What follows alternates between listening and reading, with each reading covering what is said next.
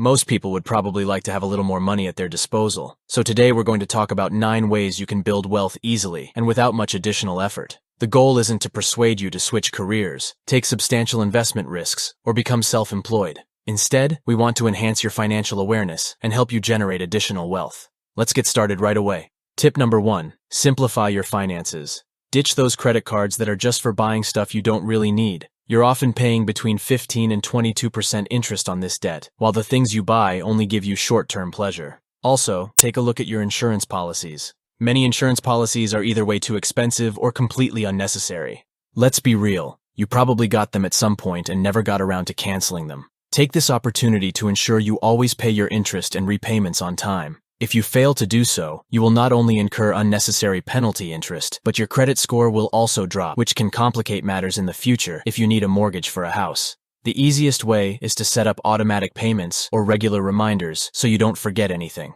Number 2. Stay on top of your bank account. Take a close look at what gets debited from your account each month. Identify any unnecessary expenses that can be reduced or eliminated. It's essential to keep a watchful eye on your finances. Luckily, there are plenty of helpful apps available to assist you with this task. Once you've identified areas where you can save, be smart about it. For example, if there's a gas station on the other side of town with cheaper prices, but you end up spending more on gas to get there, it might not actually be a smart move. Interestingly, studies reveal that people tend to compare gasoline prices more often than they review their financial terms. If you have a stock portfolio, make sure it's fee-free whenever possible and avoid unnecessary charges. When investing in index funds and ETFs, pay attention to the fees too. Providers may have varying fee structures, and these expenses can add up significantly over time. Let's move on to tip number 3. Establish a monthly budget. Take note of your fixed expenses and identify which expenses can vary from month to month. Most importantly, determine your monthly savings rate. Your savings rate refers to the portion of your income that you can consistently set aside each month for saving and investing. Choose an amount that you can comfortably save without significantly impacting your quality of life. Remember, the earlier you start saving, the longer your investments have to earn compound interest. This means your money can grow, and the returns on your investments can generate even more returns over time. If you're interested in learning more about the power of compound interest and how it can help you achieve higher returns, I've covered this topic in detail in my compound interest video. Number 4. Make these tips and habits enjoyable. Allow yourself to have moments of enjoyment. Create a separate account specifically for fun activities, where you can deposit money that you can consciously spend on the things you truly love. As Ramit Sethi, the author of I Will Teach You to Be Rich, advises, spend extravagantly on the things you love and cut costs mercilessly on the things you don't. Remember, the purpose of these tips is not to impose strict restrictions, but to help you achieve financial freedom. So, relish in the progress you make toward accumulating wealth, and occasionally treat yourself to the things that bring you the most joy. By incorporating moments of enjoyment, you increase the likelihood of maintaining your financial habits and achieving your goals. Tip number 5. Leverage the power of debt.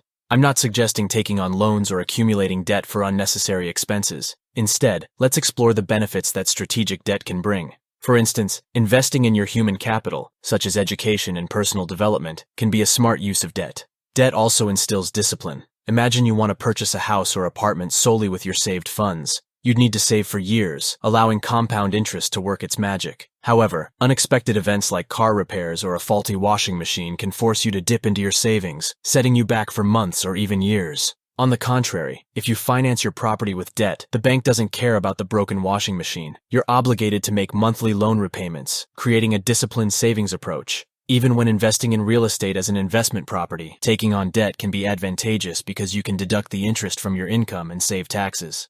Let's have a look at tip number 6. Structure your savings for success. Once you've accumulated some savings, it's important to organize and allocate them effectively. Divide your assets into 3 distinct parts to optimize their potential. The first part should consist of funds readily accessible for short-term needs. Consider placing them in money market funds. These funds should not be tied up in long-term investments or risky securities. They serve as a safety net for unexpected expenses like car repairs, appliance breakdowns, or emergencies that may arise, such as job loss. The second part should be earmarked for medium-term goals within the next 2 to 5 years. If you have plans to renovate your apartment or purchase a new car within this time frame, allocate these funds accordingly. While you can invest them for a slightly longer duration than liquid assets, it's still advisable to avoid stocks, index funds, or similarly volatile securities. Explore investment options that offer accessibility within the specified time frame, such as suitable bonds. The third part should be designated for long-term investments. You shouldn't need this money for at least 5 years. Consider investing in individual stocks, index funds, or ETFs, as they have sufficient time to yield favorable returns.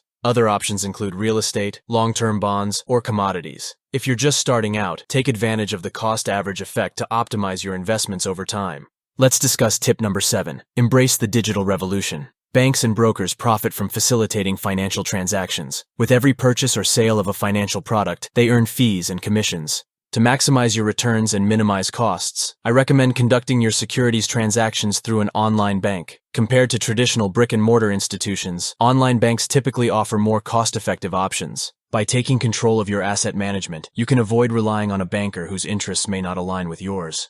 Furthermore, ETFs are revolutionizing the investment landscape. These funds, which passively track various indices, tend to outperform actively managed mutual funds while also being more cost-efficient. Your profits from ETFs come from the appreciation and dividends of the underlying stocks. However, it's crucial to remember that ongoing costs and fees can eat into your returns. Keep a close eye on these expenses to further enhance your overall investment performance.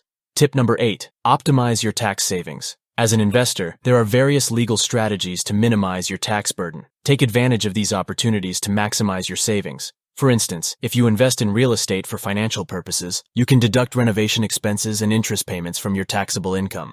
Additionally, certain financial products offer tax advantages, such as savings plans within a company pension scheme or life insurance. While it's important to aim for tax efficiency in your investments, it's crucial not to make decisions solely based on tax savings. Remember that taxes are a cost that can impact your overall returns. Therefore, strive to keep your tax liabilities as low as possible while prioritizing the performance and suitability of your investments. Let's move on to the final tip. Invest in yourself. Recognize that your most valuable asset is yourself. By continuously investing in your personal growth, education, and intellectual capacity, you enhance your long-term earning potential. Education should not be limited to your field of work, but should also encompass areas that expand your knowledge and horizons. Allocate resources to further develop your skills, acquire new knowledge, and explore diverse interests. Engaging in lifelong learning and personal development may not yield immediate financial gains, but it enriches your capabilities and widens your opportunities for greater income in the future. And if you're now wondering what to watch next, have a look at this video on screen. Anyway, thanks for watching. Please like and subscribe.